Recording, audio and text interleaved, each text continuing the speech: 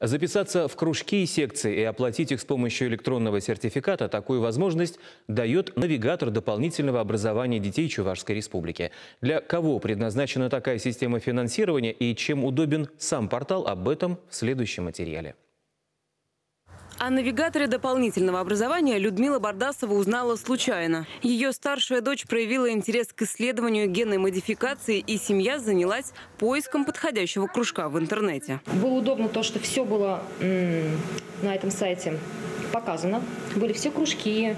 Можно было выбрать, например, любое место и посмотреть, что же там делают, что преподают, какие преподаватели, даже вплоть до того, что были отзывы.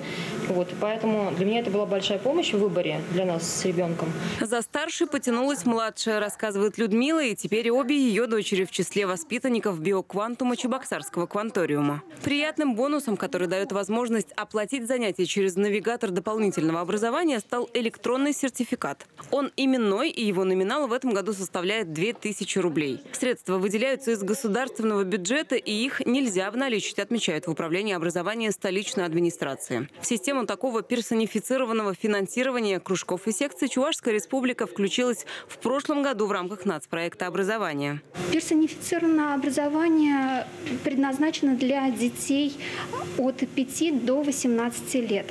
Информацию о действующих кружках и секциях на базе учреждений дополнительного образования, а также на базе школ можно получить на портале «Навигатор дополнительного образования Чувашской Республики». Выбрав нужную секцию, исходя из возраста и интересов ребенка, места проживания, родители могут зарегистрироваться на портале и отправить заявку, чтобы получить сертификат.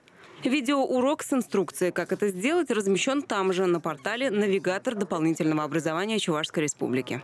Оксана Замятина, Надежда Александрова, Семен Антонов. Вести, Чебоксары.